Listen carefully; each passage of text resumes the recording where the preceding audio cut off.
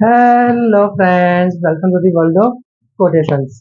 मेरे दोस्तों, मेरे मित्रों, ऐसा कहा जाता है कि अनुभूति के बिना सहानुभूति किसी काम की नहीं है। इसी बात को कोटेशन के रूप में मैंने लिखा है। आज का जो कोटेशन है, सुविचार है, उसका सब्जेक्ट, उसका विषय है एम्पैथी, सहानुभूति। मैंने लिखा है कि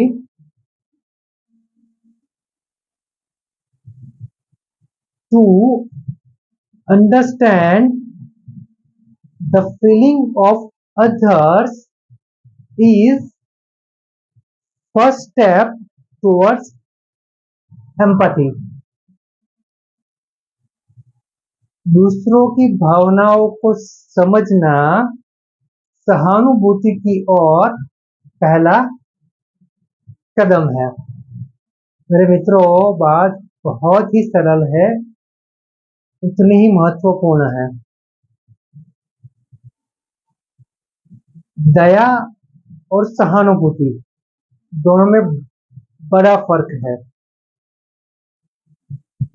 सहानुभूति व्यक्त करने के लिए, एम्पैथी को समझने के लिए हमें खुद सामने वाले व्यक्ति का जो भी अभी हाल है वो हमें समझना पड़ेगा।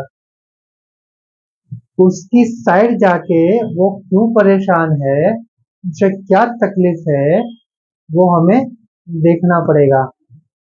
उसके सामने रह के हम वो नहीं देख पाएंगे, हमें उसकी साइड में जाके देखना पड़ेगा। यहाँ पे साइड की बात मतलब बहुत गहरी बात है, आमने सामने की बात नहीं है।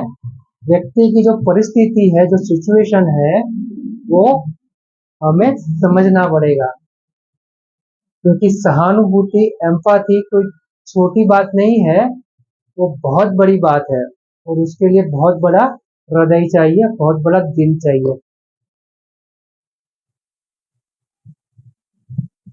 काइंडनेस अलग चीज है। किसी को दुखी होते हुए देखना और हमारे में दया आना, वो एक बात है। और कोई दुखी है और हम उसके ऊपर सोच रहे हैं, उसकी जगह झाके देख रहे हैं, खुद अनुभव कर रहे हैं, तो उसके बाद जो होता है वो सहानुभूति है।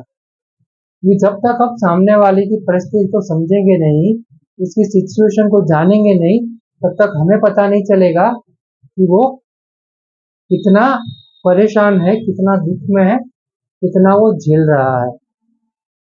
इसीलिए मेरे मित्रों, सबसे बड़ी बात यही है, सहानुभूति के लिए कि सबसे पहले हमें अनुभूति करनी पड़ेगी, तभी जाके हम एम्पैथी जता पाएंगे, सहानुभूति दिखा पाएंगे।